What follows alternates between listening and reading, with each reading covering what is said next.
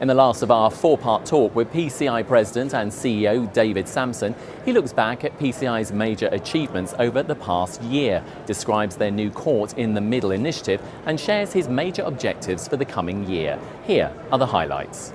You know, I think if we go back at the state level, which is, as I mentioned earlier, where insurance is fundamentally regulated in the U.S., there have been a number of efforts to restrict insurers' underwriting tools, as we've seen off and on for years and years. As a matter of fact, there was legislation introduced in 17 states this past year that would have significantly restricted insurers' underwriting criteria and tools. PCI, working with our member companies, was successful in defeating those proposals in 13 out of the 17 states, and we don't think there's a lot of threat in the other 4 states through the remainder of this year, but that's kind of an ongoing battle.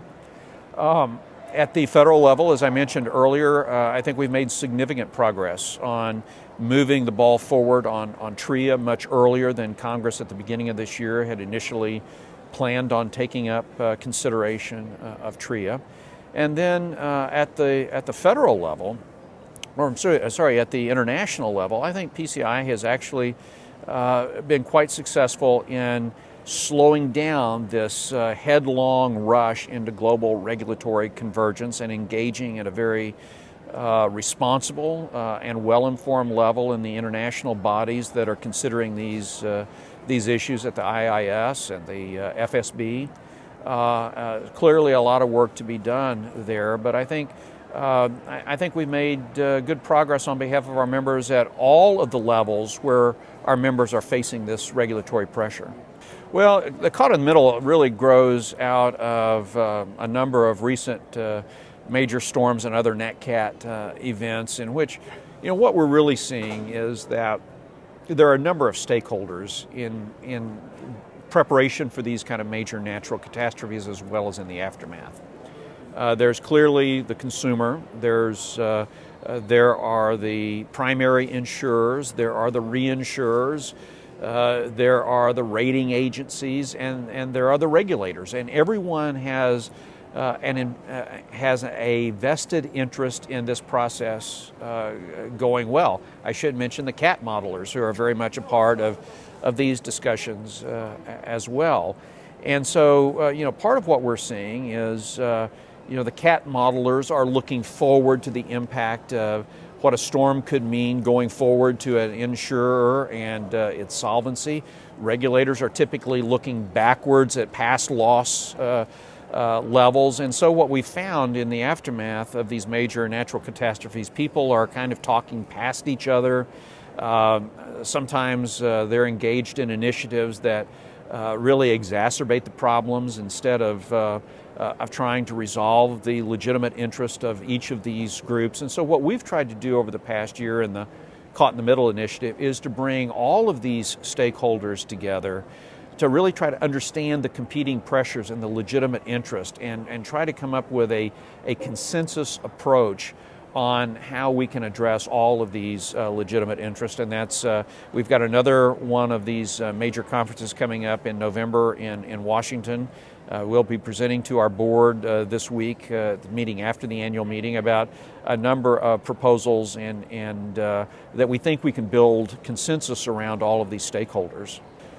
Well, you know, clearly I think insurers are worried about the U.S. economic recovery. I mean, historically speaking, we know that the major driver for growth in premiums is the growth in the risk profile of the American economy and the American consumer. It tracks pretty well over time the growth in GDP. And so I think everyone is deeply concerned about what future economic growth for the U.S.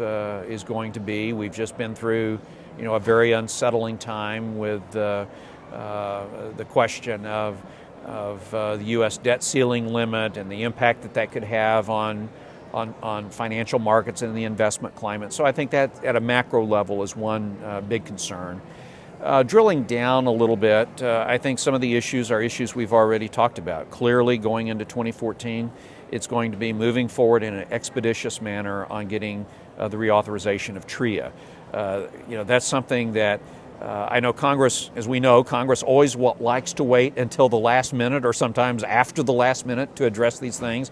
But the reality is these commercial insurance policies and contracts are negotiated well in advance. They're already being discussed here and into January of 2014.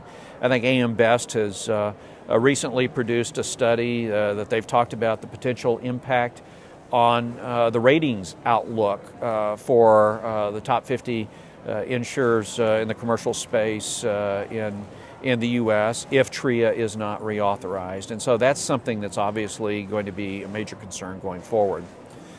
At the federal level, I think 2014 will also be watching very closely what happens on the Department of Housing and Urban Development's application of the disparate impact theory rule on homeowners insurance. We're all going to be watching very closely as the Supreme Court hears oral arguments in the Mount Holly case in December that addresses disparate impact as applied to a local municipality. And certainly PCI is prepared on behalf of our member companies to take further legal action if need be, if the Mount Holly case is either settled or ruled unfavorably by the Supreme Court. And so that's an area that we're going to be very engaged in 2014. At the international level, I think that clearly we're concerned about what the imposition of global bank-centric insurance regulatory standards would have on U.S. insurers and the U.S. marketplace. The U.S. marketplace is a highly competitive marketplace with a lot of insurers that inures to the benefit of U.S. policyholders, both in terms of innovation and price. And so we're very concerned about what happens if global capital standards are imposed, or if you have the bifurcation of a solvency regulation at one level and market conduct regulation at a different level, or a rate approval at a different level. So I think it's safe to say that we're going to continue to be very focused on trying to understand and influence this headlong rush into global regulatory standards for the insurance industry. For more of our coverage of the PCI annual meeting in Boston, Massachusetts, visit the WRIN-TV On Demand library.